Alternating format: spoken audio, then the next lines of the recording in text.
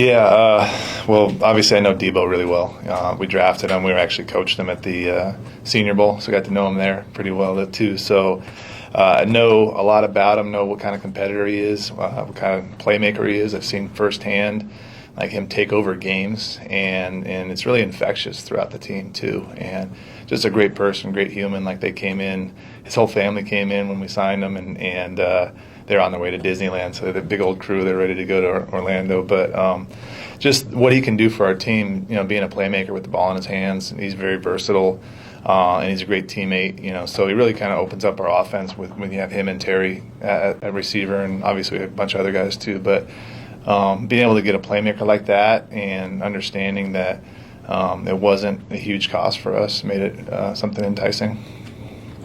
What you talk about the offense too? How can he change the dynamics of the offense? Well, just everything he can do, really. You can put him in the backfield. Cliff's a really creative guy, so it gives him another quote-unquote toy to play with, in terms of where you can align him. You can line him wide, you can line him in the slot, you can align him in the backfield. And we do a lot of screen game, and so Debo's incredible in that, just catching and run, making plays with the ball in his hands. So we thought he was a really good fit for what we do. To make the trade for Debo and for Laremy and factor in Marshawn, you guys have traded away a lot of picks over the last few months. Obviously, the way you talked early on about, hey, we want to build through the draft. Yeah. I think there's some confusion out there as to have you guys changed philosophy, or what? How do you kind of address the way you've kind of gone about this?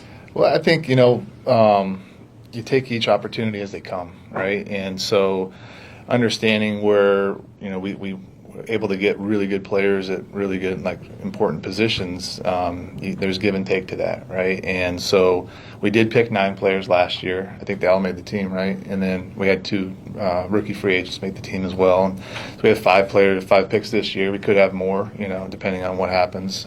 So we do. It's almost a full complement both years. Obviously, you do want to build through the draft, and I feel that all the time.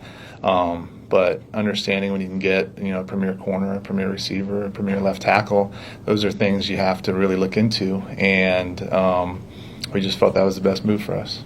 In terms of that, it was not a strong year in free agency with left tackles, and obviously the draft, you're getting a rookie. Why did you decide that this was a move both for the player and the position that you felt, hey, we really need to be aggressive here?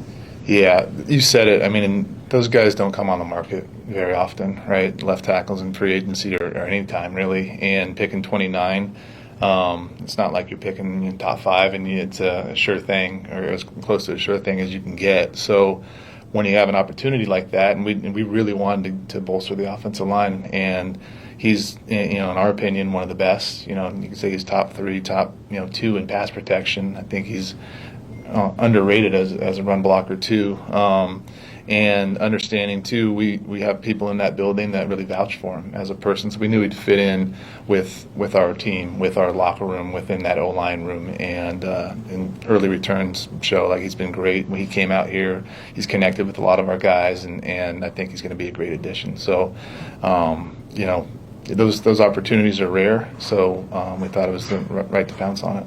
Given where your complement of picks is, do you have to give extra consideration to trading down to try to pick some picks back up? That's certainly something that we'll consider. We'll consider everything, trading up, trading down. We always do. With trading down, you have to have somebody who wants to trade up, and so I always say, I'd love to trade down all the time, but it has to be somebody else that wants to trade up, and it has to be the right deal. And how far do you want to go back, and all those different things you take into account. Who's there on the board, right? Is there just one player on the board that you want? And if that's the case, then maybe you think twice about trading back, but if you have 5 players on the board that you really like, you can trade back a few picks, and then you can just pick one of those. And I think, with what we did in free agency and through the trades, we have the optionality to really do anything at 29, which we feel really good about. When you're trying to figure out what other teams are going to do in the draft, how much of your mock, I guess, is based on the internal polling that you guys are doing as a front office versus some experts who are publicly putting out mock drafts? How do you figure that out? Yeah, you use all of it. There's so much information out there, and you try to leverage all of it to make good decisions. And our scouting department does a great job of, surveying the team needs of all the other 31 teams. Okay, these guys needed this, but they address it in free agency, so they may not need that. But, okay, they do need this, or the public doesn't think they need this, but this guy's, going to be out of contract next year, so that's actually something they do need. So our scouting staff does a great job of prepping us for that. And then the mocks, there's a lot of mocks out there now. There's a lot of mocks out there, and but using the reputable ones, understanding some people really know things that others don't, and understanding, okay, this mock says this, but he's ranked, not that high, so maybe he's not going there, and so on. Or the media hasn't caught up with the league in terms of how they feel about a player. So all that goes into those things, but you still can be wrong a lot of the times. And then all of a sudden you think, okay, these guys at 28, they're going to pick a defensive tackle or whatever. So they're not going to take our guy, whoever it is, right? And then they trade out, so and all that stuff goes to waste. But you try to prepare for all those things just to get as much information as possible. A lot of movement on the D-line. Lose John, a couple of new guys in, Kinlaw, Wise. How do you feel about that group, kind of where they are? Feel really good. Feel really good with the guys that we brought in, the guys that were here, that you're going to have a second year in this system. So, we brought in we brought in Wise, who's a big physical defensive end. We brought in Eddie Goldman, physical defensive tackle, and then the big one was Kinlaw. And Kinlaw is a tone setter. He's explosive. He's physical. He can line up across the line, and we think he's going to be a great commander. And he wanted to be here. We wanted him to be here. He's from DC, so there's a lot of extra incentive for that. So they're like kind of the bigger guys that we brought in. We brought in Jacob Martin, who's going to be able to rush the passer and do a line a lot of different ways. And then with the guys that we have in there, they'll be a second year in the system. So we feel like we have really good depth, really good competition, and but also the optionality. If we do want to add for the draft, we can do that too. Javon indicated he might. Sorry, I started. Okay. Javon indicated he might wanted to get a little bit smaller from where he was last season. Is that something you guys have talked to him about? He said he wanted to get some of his explosiveness back. Yeah. Do you guys have any conversation about what size he should be, if you want him bigger or if you want to move him, make him smaller?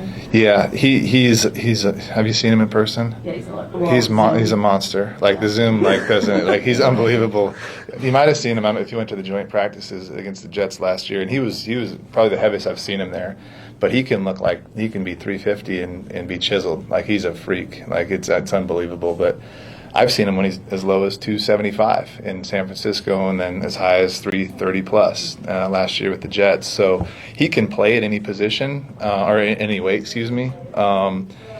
He played a lot last year. It was really impressive to see how much he played. 60% of the snaps at that weight, which is really impressive. But if he loses 10 or 15 pounds, if that makes him feel better, he's still going to be just as effective. He's still a monster. But it doesn't change how you guys would use him. No. I think what the great thing about him is he can line up, wherever we want him. I don't think he's going to be living on the edge, but. Song reference? Yeah. Okay, all right. See, that's why I picked him. I have no idea what you're talking about. Sorry. But his versatility, so he can hang in there and anchor, or he can penetrate and do all those different things. So, but whatever weight, there's a weight range that I think is going to be good for him, right around 320, I think. And if that's where he feels best, he's going to be plenty big to do what he needs him to do.